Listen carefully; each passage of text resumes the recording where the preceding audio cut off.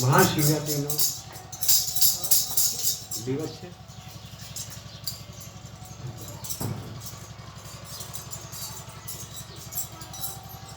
બહુ ઘણા આગળ સમયે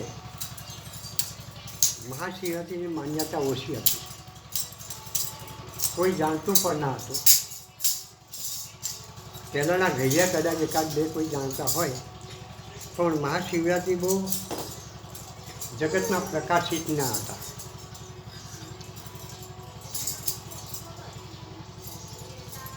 તો આજે તો ઘરે ઘર ગામડે ગામડે પણ આની વાતો ચાલતી છે. કેમ શહેરોમાં પણ ગામડાઓમાં પણ એમ બધા વાત પ્રકાશિત થઈ ગઈ છે કે આજે શિવરાત્રિ થઈ. પહેલાં વાત ના જાણતા હતા, આજે બધા જાણતા થઈ ગયા.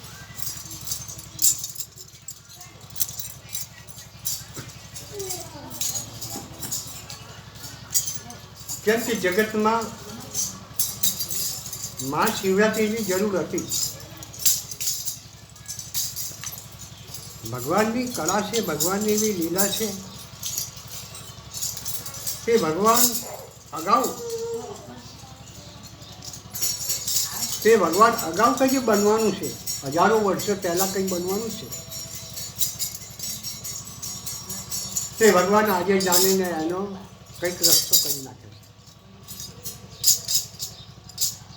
મહાશિવરાત્રિ કેમ મૂકવામાં આવી?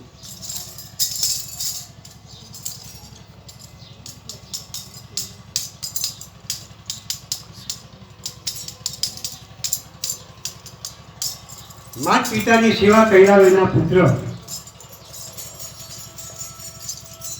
રત રહેલો છે. ત્યારે જનિતા 9 મહિના 10 મહિના ગર્ભને રાખે અને પુત્રને જન્મ આપે છે. ત્યારે દાખલા તરીકે એવું માનો કે 500 ગ્રામનો પથ્થર જો ગળી જાય, 100 ગ્રામનો પથ્થર, તો માણસથી જીવાય ના જીવાય. તો 2.5 કિલોનો વજન લઈને જનિતા ફરી છે.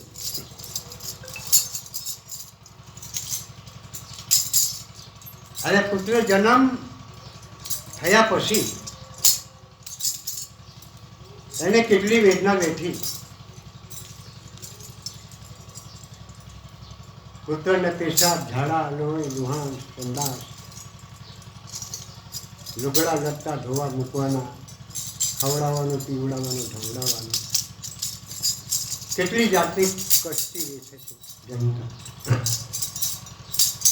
ત્યારે પુત્ર મોટો થાય ત્યારે ગમે તે વાયડા પાણી કરે,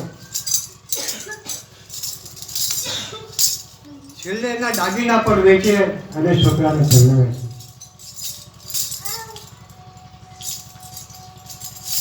ત્યારે ગણવા જાય તો છોકરાની જે વધુ કહેતા હો આવે એટલે ઓની પાછળ ચાલતો હોય.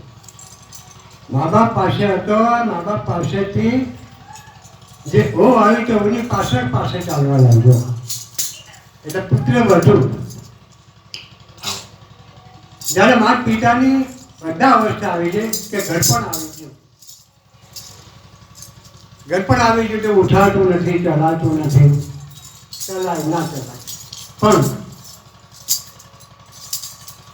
છોકરો નોકરી પર જાય, હો ઘેરે સાસુ સસરા છે, કઈ જરૂર પડે કે બેટા પાણી લાવ તો આપે તો ખરી, પણ કચરાઈ છે શરીરમાં. ખાવાનું આપે ના આપે, ઘણો ટાઈમ લાગીને કાઢે છે સમય. પછી પુત્રને કહે છે કે તારે જો મને રાખવી હોય તો તારા આંધળા મા બાપને પાંજરા પોરમાં મૂકી આપ.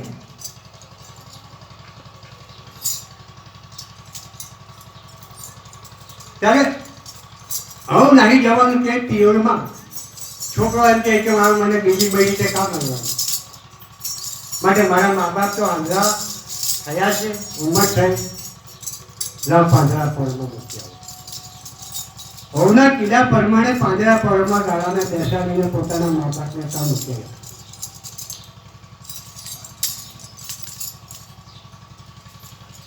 ત્યારે બાપે પેટે પાટા બાંધીને પરણાવ્યો. લોકોને કઈ કામ ધંધો મહેનત કરીને જે સાંભળવાનું છે પણ એનું મનન બી કરવાનું છે. સાંભળવાનું નથી પણ મનન બી કરવાનું છે. કેમ આવા સત્સંગમાં ભાગ નથી લેવાતો?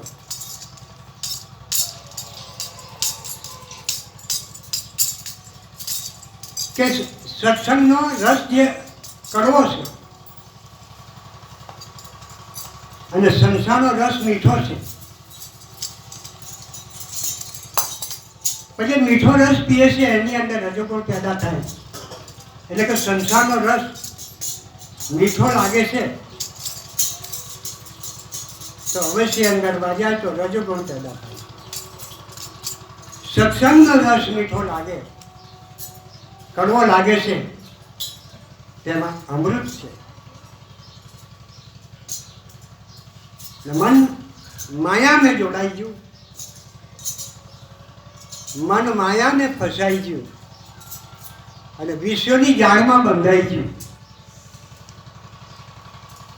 જેવીના માછલી એમ ગળ સાથે વળગાડેલું માંસને ખાવા તરફ ચારે બાજુથી મારે છે તો એ માછલી ગળે ગળી જો જાય છે પણ અંદરનું માંસ એનાથી ખવાતું નથી. કેમ નથી ખવાતું? કે અંદર રહેલો જે કાંટો છે એના ગંઠોડાનું પલાય છે. એટલે માંસ ખાધા વિના માંથી ગંઠાડવા લાગે છે. એના માનના તો કાંઠા પર જ છે, એક ફટાકે બહાર નાખી દો. ત્યારે આ ભવસાગર ગલ રૂપી છે. ભવસાગર જળ રૂપી છે અને સંસાર એ સાગર છે. વિષય રૂપી માસ છે અને કાળ રૂપી કાંટો છે. મનુષ્ય રૂપી માછલી છે. વિષય રૂપી માછને ખાવા માટે માછલીની માફક તરપટ મારી રહ્યા છે.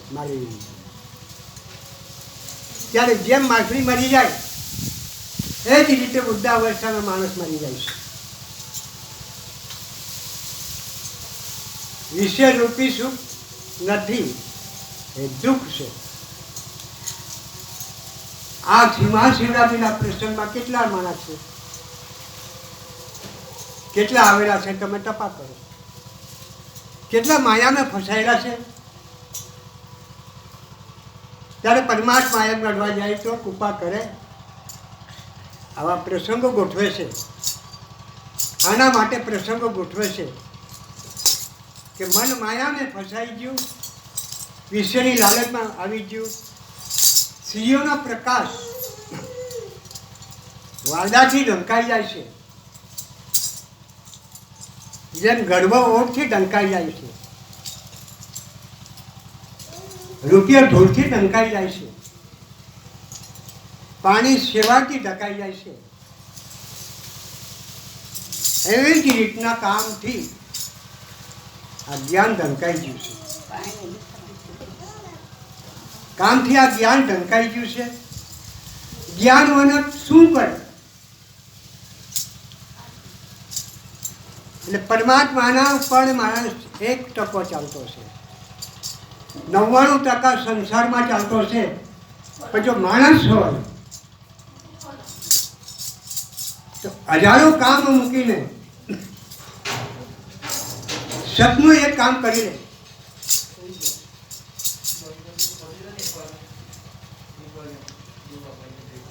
કેમ સતનું કામ એક કરી લે? કે 100 જન્મના પાપ અને 1 જન્મનું પુણ્ય પ્રભુ ભક્તિ પ્રભુનું નામ સ્વજન્મના પાપને એક રામનું નામ બાળીને ભસ્મભૂત કરી નાખે છે.